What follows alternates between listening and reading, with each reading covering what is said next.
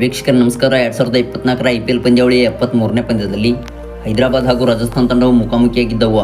ವೀಕ್ಷಕರ ಈ ಒಂದು ಪಂದ್ಯದಲ್ಲಿ ಹೈದರಾಬಾದ್ ತಂಡವು ಭರ್ಜರಿಯಾಗಿ ಗೆಲುವನ್ನು ಸಾಧಿಸಿತು. ಇನ್ನು ವೀಕ್ಷಕರ ಇದಕ್ಕಿಂತ ಮುಂಚಿತವಾಗಿ ಎಲಿಮಿನೇಟರ್ನ 2ನೇ ಪಂದ್ಯದಲ್ಲಿ RCB ತಂಡವನ್ನು ಸೋಲಿಸಿದ್ದ RR ತಂಡಕ್ಕೆ ಪ್ಯಾಟ್ ಕಮಿನ್ಸ್ ಅವರು ತಕ್ಕ ತಿರುಗೇಟು ನೀಡಿದ್ದಾರೆ. ಇನ್ನು ವೀಕ್ಷಕರೇ, RCB ತಂಡದ ಬಗ್ಗೆ ಪ್ಯಾಟ್ ಕಮಿನ್ಸ್ ಅವರು ಹೇಳಿದ್ದು ಕೇಳಿದರೆ ನೀವು ನಿಜವಾಗಲೂ ಶಾಕ್ ಆಗ್ತೀರಾ. ಹಾಗೆ ವೀಕ್ಷಕರೇ, ಇವತ್ತಿನ ಸ್ಪೋರ್ಟ್ಸ್ ಸುದ್ದಿಯನ್ನು ತಿಳಿಯೋದಕ್ಕಿಂತ ಮುಂಚಿತವಾಗಿ ಫೈನಲ್ ಪಂದ್ಯದಲ್ಲಿ ಯಾವ ತಂಡಕ್ಕೆ ಗೆಲುವು ಸಿಗಲಿದೆ ಎಂಬುದನ್ನು ದಯವಿಟ್ಟು ಕಮೆಂಟ್ ಬಾಕ್ಸಲ್ಲಿ ಕಮೆಂಟ್ ಮಾಡಿ ತಿಳಿಸಿ.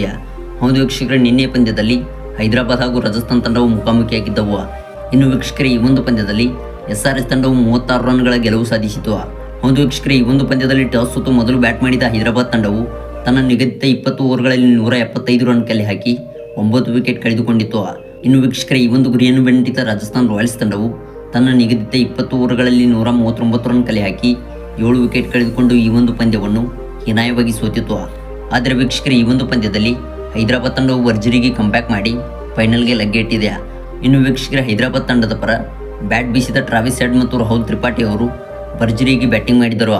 ಅದರಂತೆ ವೀಕ್ಷಕರೇ, ಹೆನ್ರಿ ಕ್ಲಾಸೆನ್ ಅವರು ಕೂಡ ಮಧ್ಯಮ ವರ್ಗದಲ್ಲಿ ಬ್ಯಾಟಿಂಗ್ ಮಾಡಿ ಕೇವಲ ಎದುರಿಸಿದ 34 ಎಸೆತಗಳಲ್ಲಿ 50 ರನ್ ಸಿಡಿಸಿ ಹೈದರಾಬಾದ್ ತಂಡಕ್ಕೆ ನೆರವಾದರು. ಇನ್ನು ವೀಕ್ಷಕರು, ರಾಜಸ್ಥಾನ್ ತಂಡದ ಪರ ಸಿಡಿಲಬ್ಬರದ ಬ್ಯಾಟಿಂಗ್ ಮಾಡಿದ SSB ಜೈಸ್ವಾಲ್ ಅವರು ಎದುರಿಸಿದ 21 ಎಸೆತಗಳಲ್ಲಿ ಭರ್ಜರಿಯಾಗಿ 42 ರನ್ ಸಿಡಿಸಿ ರಾಜಸ್ಥಾನ್ ತಂಡಕ್ಕೆ ಪಂದ್ಯವನ್ನು ಗೆಲ್ಲಿಸಿಕೊಡುವುದರಲ್ಲಿದ್ದರು. ಆದರೆ ವೀಕ್ಷಕರ, ಶಹಬಾಜ್ ಅಹಮದ್ ಅವರ ಓವರಿನಲ್ಲಿ ಅಬ್ದುಲ್ ಸಮದ್ಗೆ ಕ್ಯಾಚ್ ನೀಡಿ ನಿರ್ಗಮಿಸಿದರು. ಇನ್ನು ವೀಕ್ಷಕರು, ರಾಜಸ್ಥಾನ್ ತಂಡದ ಪರ ಧ್ರುವ್ ಜುರೆಲ್ ಅವರನ್ನು ಬಿಟ್ಟರೆ ಎಲ್ಲರೂ 10 ಅಂಕೆ ಒಳಗೆ ಔಟ್ ಆದರು. ಇನ್ನು ವೀಕ್ಷಕರೇ, ಈ ಒಂದು ಪಂದ್ಯದಲ್ಲಿ ಹೈದರಾಬಾದ್ ತಂಡವು 36 ರನ್ಗಳ ಗೆಲುವು ಸಾಧಿಸಿತು. ಇನ್ನು ವೀಕ್ಷಕರ, ಪಂದ್ಯ ಮುಗಿದ ನಂತರ RCB ತಂಡವನ್ನು ಸೋಲಿಸಿದ RR ತಂಡಕ್ಕೆ ಪ್ಯಾಟ್ ಕಮಿನ್ಸ್ ಅವರು ತಕ್ಕ ತಿರುಗೇಟು ನೀಡಿದ್ದಾರೆ. ಹೌದು ವೀಕ್ಷಕರ, ಸುದ್ದಿಗೋಷ್ಠಿಯಲ್ಲಿ ಮಾತನಾಡಿದ ಪ್ಯಾಟ್ ಕಮಿನ್ಸ್ ಅವರು RR ತಂಡದ ಬಗ್ಗೆ ಹೇಳಿದ್ದೇನೋ, RCB ತಂಡವು ಒಂದು ಉತ್ತಮ ತಂಡವಾಗಿತ್ತು. ಆದರೆ RCB ತಂಡವು ಪವರ್ ಪ್ಲೇನಲ್ಲಿ ಉತ್ತಮವಾದ ರನ್ ಗಳಿಸಲು ಸಾಧ್ಯವಾಗಲಿಲ್ಲ.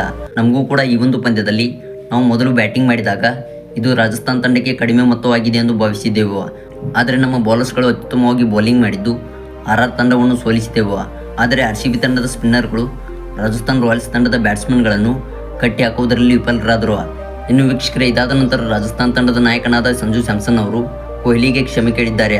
ಹೌದು ವೀಕ್ಷಕರೇ, ಪಂದ್ಯ ಮುಗಿದ ನಂತರ ಸುದ್ದಿಗೋಷ್ಠಿಯಲ್ಲಿ ಮಾತನಾಡಿದ ಸಂಜು ಸ್ಯಾಮ್ಸನ್ ಅವರು RCB ತಂಡದ ಬಗ್ಗೆ ಹಲವಾರು ಅಭಿಪ್ರಾಯಗಳನ್ನು ಕೂಡ ವ್ಯಕ್ತಪಡಿಸಿದರು. RCB ತಂಡವು ಒಂದು ಉತ್ತಮ ತಂಡವಾಗಿತ್ತು. ಅಂದು ಏನಾದರೂ RCB ತಂಡವು ಗೆದ್ದಿದ್ದರೆ ಇವತ್ತು ಹೈದರಾಬಾದ್ ತಂಡವನ್ನು ಕೂಡ ಸೋಲಿಸುತ್ತಿತ್ತು. ಇವತ್ತೇನಾದರೂ RCB ತಂಡವು ಹೈದರಾಬಾದ್ ಮೇಲೆ ಆಡಿದ್ದರೆ RCB ತಂಡವು ಗೆಲ್ಲುತ್ತಿತ್ತು. ಹಾಗೆ ನಾನು ಕೊಹ್ಲಿಗೆ ಕ್ಷಮೆ ಕೇಳುತ್ತೇನೆ, ಯಾಕೆಂದರೆ RCB ತಂಡವು ಒಂದು ಉತ್ತಮ ತಂಡವಾಗಿದೆ ಎಂದು ಸಂಜು ಸ್ಯಾಮ್ಸನ್ ಅವರು ಹೇಳಿದ್ದಾರೆ. ವೀಕ್ಷಕರೇ, ಇದಾಗಿತ್ತು ಇವತ್ತಿನ ಸ್ಪೋರ್ಟ್ಸ್ ಸುದ್ದಿಯ ವಿಡಿಯೋ. ಇಷ್ಟ ಆದರೆ ವಿಡಿಯೋಗೊಂದು ಲೈಕ್ನ ಮಾಡಿ.